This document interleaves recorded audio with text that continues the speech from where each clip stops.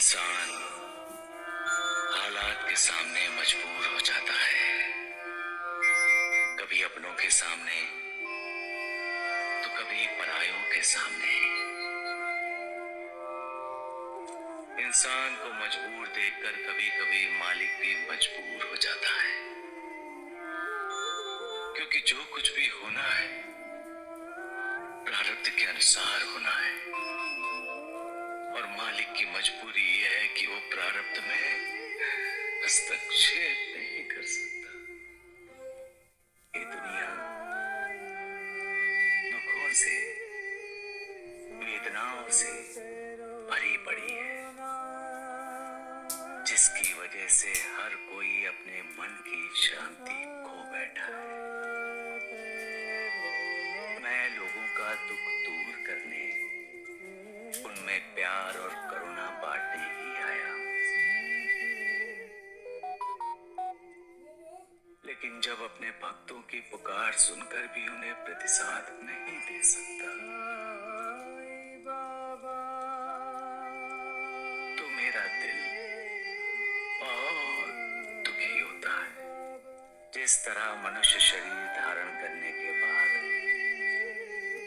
मुझे इस शरीर की मर्यादाओं का पालन करना पड़ता है, उसी तरह हर इंसान को अपने कर्मों का फल भी भुगतना पड़ता है। कर्म भले हो या बुरे, उसका फल इंसान को मिलता ही है। मेरे भक्तों को भी अपने कर्मों का फल भोगना ही पड़ेगा। अब आंसू बहाने से क्या फायदा? दूसरों को रुलाने वाले इंसान को हंसी आती है, उस समय वो खुद निर्दयी होता है, तब उसे दूसरों पर दया नहीं आती, तब वो अपने आप को सर्वशक्तिमान समझता है, और जो सर्वशक्तिमान है उस मालिक को भूल जाता है। और मालिक का कानून है, जैसी करनी वैसी भरनी।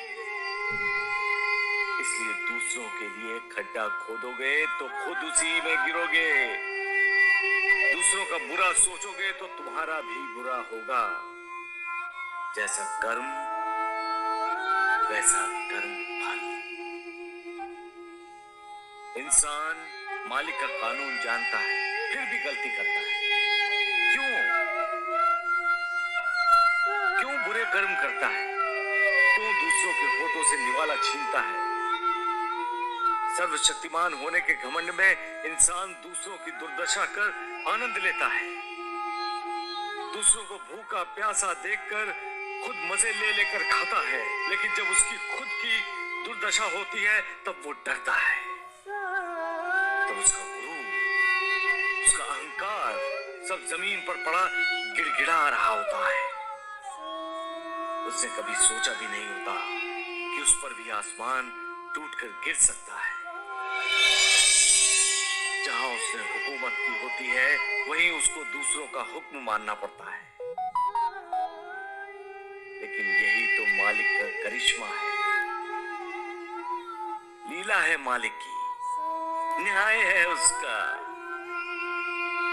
इसीलिए तो यहाँ कब राजा रंक बन जाता है और रंक राजा कोई नहीं जानता।